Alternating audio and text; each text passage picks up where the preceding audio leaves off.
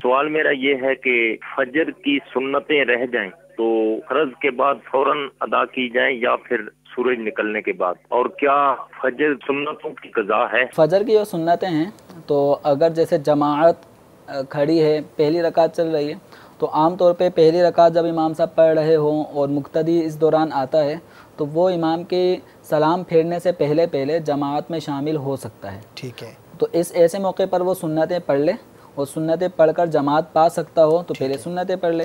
और अगर इमाम साहब दूसरी रकात में आ गए हैं या इमाम साहब पहली में ही हैं, लेकिन मुक्तदी को पता है कि जिस अंदाज में स्पीड में क़िराअत चल रही है, तो इस दौरान अगर मैंने अपनी 2 सुन्नतें अदा की तो इमाम साहब सलाम फेर चुके होंगे, तो फिर ऐसी सूरत में मुक्तदी को चाहिए पहले जमात में शामिल हो जाए। ठीक है। अब जब जमात में शामिल हो गया, सुन्नतें इसने अदा नहीं की, तो अब इन सुन्नतों को फ़र्ज़ के बाद अदा करने की इजाज़त नहीं है कि फ़जर के फ़र्ज़ अदा करने के बाद जो फ़जर की छूट रह जाने वाली सुन्नतें हैं, इनको फ़जर के आखिर वक्त तक, फ़र्ज़ों के बाद से भी जो 20-25 मिनट जो टाइम बाकी रह जाता है, तो इस औक़ात में फ़जर की सुन्नतों को अदा नहीं करेंगे कि फ़जर के फ़र्ज़ अदा कर लेने के बाद भी नवाफिल पढ़ना जायज़ नहीं है। ठीक है।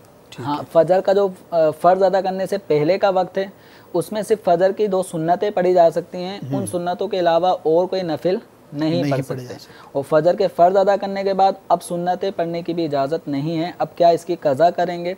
तो इसमें यह है कि सूरज निकल आने के बाद जब 20 मिनट जो मकरूह वक्त होता है, तो ये वक्त गुज़र जाए, तो अब उसके बाद आप फ़जर की इन 2 सुन्नतों को पढ़ना चाहें तो पढ़ सकते हैं। ये हुक्म पढ़ने का ये लाजिम नहीं है।